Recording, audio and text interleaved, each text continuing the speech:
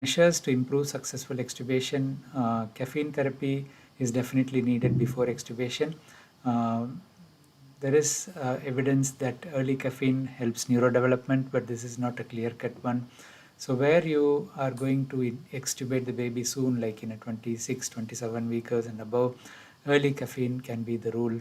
In a baby who is 23, 24 weeks, where you're unlikely to extubate for a week, it's reasonable to wait for the first 1 to 2 days, assess the baby's condition, and then start caffeine, because these babies have a lot of hemodynamic disturbances, the metabolic, the renal function, everything is deranged in the first 24-48 hours. So the fluid balance, everything is affected as well. So there is no harm in waiting for 1 to 2 days. Caffeine is not a resuscitation drug, and it's not necessarily a golden hour drug in these babies where you're not likely to extubate the babies that early. So once you decide to extubate, you can give the loading dose of caffeine the day before or a couple of days before. So it's a good idea for the very premature babies that you don't necessarily give the caffeine very early. You can wait for 1 to 2 days and then give. This is my opinion. Of course, there are units who give it from day 0, even in the tiniest of babies.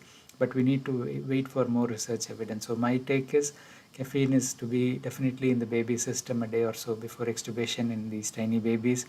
In the bigger babies, like 26 weeks and above, you give caffeine from day 0, because you are aiming to keep them off ventilation, non-invasive, or you plan to extubate them at the earliest possible.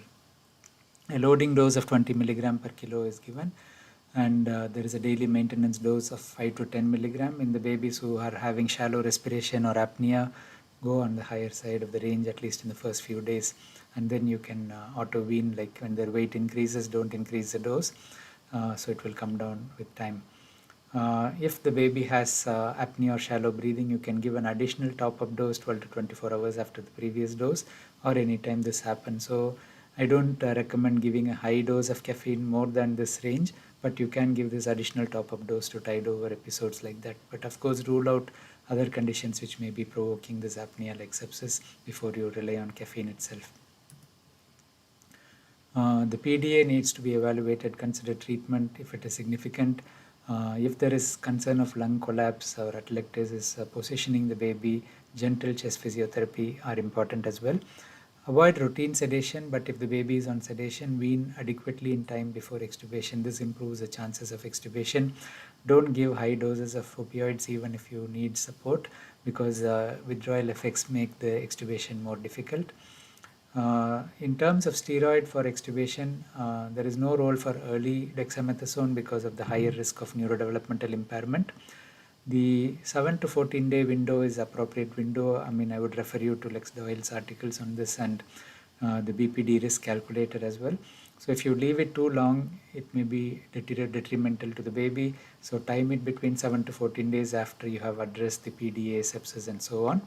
And early hydrocortisone is still controversial. There is some evidence from the Primilog study, but if you are using with PDA treatment, there is a risk of gut perforation. So some units use it and most of them don't use it.